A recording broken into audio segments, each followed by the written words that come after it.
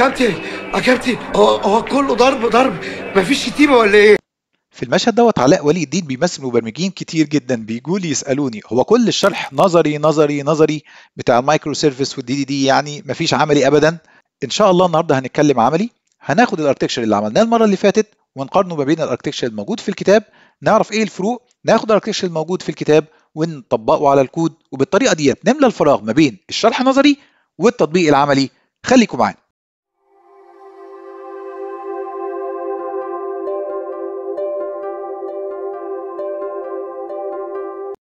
اللي شايفينه قدامنا دوت هو الرسمه بتاعه الاركتكشر للاي شوب كونتينر اللي احنا ان شاء الله هنخش في الكود بتاعه النهارده، ولكن الرسمه ديت كانت من 4 سنين فاتوا، لا 4 ايه ده، سنه 2017 احسبها انت. هنلاقي ان احنا عندنا 4 مين مايكرو سيرفيسز واللي هي الباسكت اوردرنج كاتالوج والايدنتيتي، وهنبص نلاقي عندنا الاي شوب كونتينر وفي النص فيه خط صغير لطيف كده. الخط اللي انتم شايفينه قدامكم دوت هو عباره عن الويب اي بي اي جيت واي، والجيت واي ديت هي عباره عن ايه وازاي بنديزاينها، دي ان شاء الله هيكون لها حلقه مخصوص خاصه بيها. وزي ما احنا شايفين قدامنا الاركتكشر اتطور شويه بحيث ان هو اللاير اللي كانت شكل واحد بس اتحولت زي ما احنا شايفين لاتنين لاير اللي هي الجيت واي. الجيت واي اتحولت لاتنين لاير، اللاير الاولى هي اللاير الكويري، واللي احنا زي ما هو واضح قدامنا بتعمل كويري بيربط العلاقه ما بين تو ديفرنت مايكرو سيرفيسز زي الماركتنج واللوكيشن او الباسكت والاوردرنج والكاتالوج. فدول مع بعض ليهم كويريز بتحتاج الداتا من كل السيرفيسز ديت عشان تطلع داتا ذات فاليو في الاخر. اللاير دي جت اللاير بعديها بتاعت الجيت واي واللي اتقسمت كمان لاتنين جيت وايز، واحده خاصه بالموبايل اب زي ما احنا شايفين، والتانيه خاصه بالاي شوب والاي شوب سنجل بيج ابلكيشن. طيب الويب اب والسنجل بيج ابلكيشن ليهم طريقه للتعامل مع السيرفيسز وده اللي مثلتها الجيت واي الاولى، والاي موبايل اب ليه طريقه مختلفه في التعامل مع الويب سيرفيسز ودي اللي مثلتها الجيت واي الثانيه. ده بيكون له البورت خاص بيه والادريسنج، وده بيكون له البورت والادريسنج الخاص بيه. ده بيشوف مجموعه الحاجات من خلال الجيت واي ديت، ودوت بيشوفها بشكل مختلف من خلال الجيت واي ديت. وان شاء الله نخش هيكون لنا حلقه مخصوص نتكلم فيها عن الجيت واي بالتفصيل ونفهم اكتر بخصوص هذه الجزئيه. طب الفايدة اللي نطلع بيها هنا ايه؟ هي ان الاركتكشر evolving، الاركتكشر مش ثابت، عمال يتطور معانا طول الوقت. دلوقتي احنا بقى عايزين نقارن الاركتكشر اللي احنا عملناه المرة اللي فاتت ونطبق هذا الكلام على الاركتكشر اللي موجود قدامنا اللي موجود بالمايكرو سيرفيس. طب ليه بنعمل كده؟ عشان نعمل من انواع المقارنة، ناخد بالنا احنا نسينا ايه، عشان ده الواقع. احنا بنعمل زي ما تقول iterations على الاركتكشر. احنا ممكن نعمل سيشن اركتكشر بنعمل فيها برين ستورمنج، نطلع باركتكشر ونلاقي ان احنا نسينا بعض الاجزاء من الاركتكشر اثناء البرين ستورمنج ده. هنلاقي هنا الكومبوننتس اللي طلعنا منها من الاركتكشر اللي فات انا هرصصهم ورا بعضيهم زي ما انت شايف برصصهم انا على الشمال هنا اهو. تمام. كل اركتكشر كل واحده من دول تناظر واحده موجوده هناك. تعالوا كده نشوف إيه مدى اجتهادنا في هذه المساله وايه الحاجات اللي نسيناها. هنلاقي ان الماركتنج موجود هنا فعلا، ماركتنج سيرفيس في تطابق كبير في التفكير، وعندنا البرودكت كاتالوج. وفعلا وانا برسم وانا بشرح البيزنس كونتكست او الباوند كونتكست كنت بشرحه بتجرد، وكنت بحاول اديزاين معاكم من غير ما اكون قدر الامكان، يعني طبعا اكيد تاثرت بان انا قريت الاركتكشر في الكتاب، ولكن انا كنت بشرحه بيزد على فكري انا. يعني انا ما كنتش متخيل نهائي ان هم عاملين ماركتنج سيرفيس، انا كنت فاكر الماركتنج سيرفيس ديت حاجه ان شاء الله تتعمل في المستقبل. وبالفعل على فكره احنا شايفينها قدامنا هنا في الشاشه، بس احتمال كبير قوي ما نلاقيهاش في الكود. ليه؟ لان المفروض يكون في ماركتنج سيرفيس حتى ولو ما كانش في وقت ان احنا نبرمجها، فبنتطور واحده واحده وبنبرمجها في وقت من الاوقات. لكن وانا بعمل الاركتكشر دوت معاكم كنت بحاول تكون متجرد، فعشان كده بعمل المقارنه دي دلوقتي. هنبص نلاقي الكارت هنا اللي هي موجوده هنا، بس هنا باسم باسكت، وعندنا الاوردر اهو موجود هنا، وعندنا البيمنت. البيمنت مش ظاهره بس هي موجوده في الكود. انا بصيت طبعا على الكود وشغلته ولقيت البيمنت موجوده جوه لكن مش مرسومه هنا، ودي برضو فائده ممكن نطلع بيها. ايه هي الفائده اللي نطلع بيها هنا؟ الفائده ان انت احيانا ما بيكونش الكود مطابق للاركتكشر اللي انت بترسمه، ودي ليها حلول. ان انت بتعمل اركتكشر ميتنج كل اسبوع، وكل قرار اركتكشر بتنزله في حاجه اسمها اركتكشر ديسيجن دوكيمنت، وبتطلع من ضمن التاسكات هو تعديل للرسومات بتاعه الاركتكشر عشان تطابق القرارات اللي انتوا اخدتوها في الميتنج دوت. طيب نرجع هنا، يبقى هنا البيمنت مكتوبه في الكود لكن مش ظاهره على الاركتكشر الخارجي، وعشان كده انا عملت لها اللون الازرق الباهت ده. اما الشيمنج مش موجود لا في الكود ولا في الرسمه الخارجيه، وده طبيعي، ممكن ديت تبقى كومبوننت مستقبليه تتبرمج وتضاف، لكن الشيمنج بالتاكيد متابعه الشيبنج ووصول البضاعه للعميل واتمام استلامها دي محتاجه سيرفيس مختصه. الانفنتوري وتخزين البضائع داخل المؤسسه، لو كان الاي شيبنج دوت ما بيخزنش اي حاجه عنده، هو عباره عن مجرد جيت واي، فدي مساله ثانيه. لكن طبعا اي اي شوبينج سيستم او اي كوميرس سيستم لاي مؤسسه عندها مخازن، فبالتبعيه بيكون عندها موديول مخازن على الاقل، وان لم يكن مبرمج داخل الاي بي شوبينج نفسه، ان بيكون عندك انت الانفنتوري مانجمنت سيستم بتاعك واللي بتكريت سيرفيس عشان تعمل له ابستراكت. فبالتبعيه الانفنتوري هنا مهم، لكن برضو يجوز انك تطلع الابلكيشن بتاعك من غيره. ليه؟ لان الاي كوميرس يستطيع انه يكون موجود من غير ما يكون فيه انفنتوري لحد ما يبقى فيه انفنتوري. طب انا اتابع ازاي الكميات اللي بتاعت كل منتج موجود عندي؟ الموضوع بسيط جدا ان شاء الله. ليه؟ لان انت ممكن تعمل فيلد جوه البرودكت كاتالوج يقول انت عندك كام وحده داخل المؤسسه، من غير ما يكون في اهتمام بمكان هذه الوحده، مكان هذه الكميه، او الاكسبيريشن ديت بتاعها، وكل هذه التفاصيل الاخرى، او انها خرجت بره الويب سايت نفسه او لا. فعشان كده لانك ما عندكش انفنتوري مش هتقدر تمونيتور كل الحاجات دي، بس اتليست بقى عندك نوع من انواع المونيتورنج لعدد المنتجات اللي موجوده داخل الاي شوب كونتينر بتاعك او الاي شوبينج سيستم بتاعك.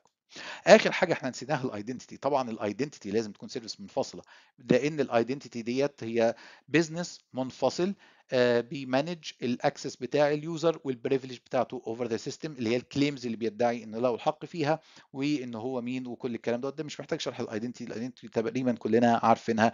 الايدنتيتي المفروض تكون سيرفيس مستقله بتتعاون مع كل السيرفيسز ديت، واللي هي مسؤوله عن، ودي على فكره بنسميها كروس كاتنج كونسيرن. ليه بقى بنسميها كروس كاتنج كونسيرن؟ لان هي بتمشي على كل، يعني مفيش سيرفيس من السيرفيسز ديت الا كل اكسس بيجي لها بيكون معاه توكن بتتاكد من الايدنتيتي ديت ان التوكن ده فاليد، وبتعرف منه طبيعه الشخص اللي هتتعامل معاه السيرفيس ديت، واذا كان ليه حق الاكسس على هذا المكان ولا ملهوش.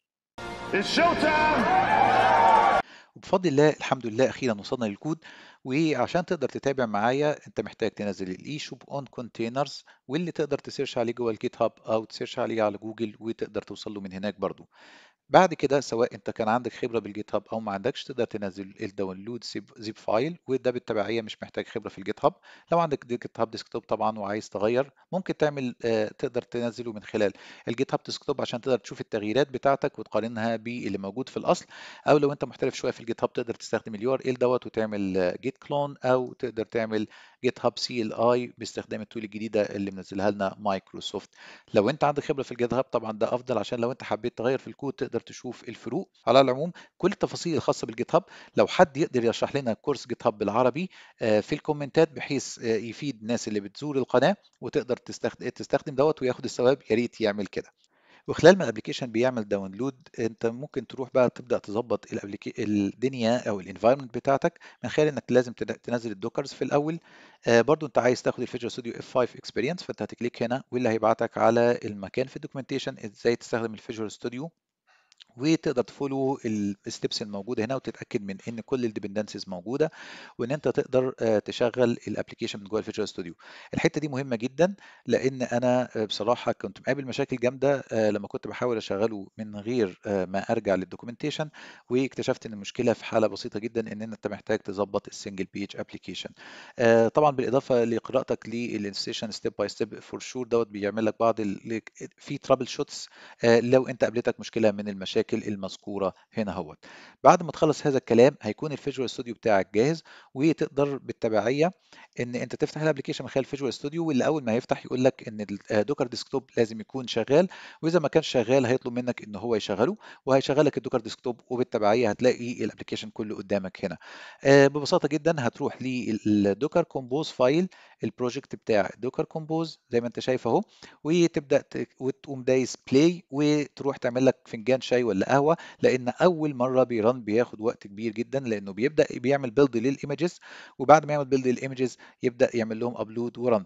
بالنسبه لي انا لان البيلد ده حصل قبل كده والايمجز خلاص كومبايلد وكل الحاجه نزلت وبقت جاهزه عندي في الدوكر ديسكتوب، فالمفروض ان هو ياخد وقت اسرع شويه. ورغم كده برضو ممكن يعني ممكن تقول ايه اقدر اعمل نص كوبايه شاي قبل ما يكون اشتغل. هاعمل pause ونتقابل بعد شوية لمّا يكون فتح معانا، وبعد ما تكون عملت الشاي وشربت فنجانين قهوة كمان هتلاقي الapplication اتفتح، هتبقى محظوظ لو اتفتح معاك من أول مرّة بالشكل اللي أنت شايفه قدّامك دوّة، لكن أنا لإني فاتحه قبل كده فاتفتح معايا على طول، لكن بالنسبة لك احتمال يظهر لك إن بعض الservices لسه ما قامتش، فأنت بتنتظر لحد جميع الservices أمّا تقوم، بيديك هنا error وبتعمل refresh بس هنا أهوّة، وتلاقي إن شاء الله الموقع قدّامك زي الفل أهو. طيب إحنا شُفنا الموقع وهو شغال وشغّلنا الموقع مع بعض، إذا كان عندك مشكلة في التشغيل ممكن تكتب في التعليقات ونساعد بعض من خلال الcomments وربنا يا رب يوفقك ويوفقنا جميعًا. تعالوا بقى نشوف الكود بنفسنا. وصلنا للكود هنلاقي إن إحنا ابتدينا من الدوكر كومبوز. هو مين الدوكر كومبوز دوّة؟ هو عبارة عن اللي إن شاء الله هنتعرّف عليه أكتر اللي هو الدوكر والدوكرايزيشن ولو برضه حد عنده فيديو عربي عن الدوكرايزيشن ممكن يشيّره للناس لحد ما إحنا نعمل فيديوهات الخاصة بالدوكرايزيشن بإذن الله مع بعض من خلال السلسلة. طب هو إيه الدوكر كومبوز؟ الدوكر كومبوز دوّة بيوصف جميع السيرفيسز اللي عندنا، يعني هتلاقي هنا بيقول لك أنا عندي السيرفيسز ويبدأ يتكلم عن السيرفيس سيرفيس كل سيرفيس بيكون لها ايمج بتكون بعض السيرفيسز ديبندنت على بعضهم، يعني أنا مثلًا عندي السيكوال داتا هنا ليها ايمج أهيّة وبتوصف السيرفيس ديّة، لو أنت ما لكش في الدوكر كومبوز ده هيبقى بالنسبة لك رغي ما لوش معنى، فعشان كده أنا مش الهدف بتاعي إن أنا أشرح دوكرايزيشن النهارده، لكن أنا بس عايز أمشّيك على السورس كود كله. طيب هنلاقي السيرفيسز بتاعتنا فين بقى اللي إحنا شُفناها في الarchitecture؟ لمّا نفتح folder الsource الله عليك جوّه folder الservices بالضبط، وهو ده أفضل حاجة إنك تخلّي الstructure بتاع الكود بتاعك سهل الوصول لكل أجزائه. هنلاقي الservices اللي إحنا شُفناها موجودة أهيّة، آدي الbasket آدي الcatalog identity ordering payment هيتبقى لنا الcommon والwebhooks والcommon هي عبارة عن common library that used by all services sample of that أنت هتلاقي إن إحنا عندنا مثلًا add service defaults واللي هي referenced تقريبًا بكل service ما إحنا شايفين referenced بالباسكت وبالشوبينج وخلافه تمام. يبقى دي الكومن. طب ايه الويب هوكس؟ الويب هوكس انا دلوقتي لما يحصل ايفنت عندي في اي سيرفيس انا محتاج اقول للاكسترنال وورلد ان في اكشن حصل، فالويب هوكس عشان اقدر انتجريت مع العالم الخارجي او العالم الخارجي يقدر انتجريت معايا وانتفاي العالم الخارجي بان في اكشن حصل عندي من خلال الويب هوكس. لما نبص للرسمة اللي قدامنا هنبص نلاقي ان احنا شرحنا مكان الايدنتيتي الكتالوج الاوردرنج الباسكت بس ما فيش ماركتنج ولا لوكيشن، وده معناه ان الرسمة اللي قدامنا ديت بتقول اللي احنا عايزين نوصل له مش اللي موجود حاليا.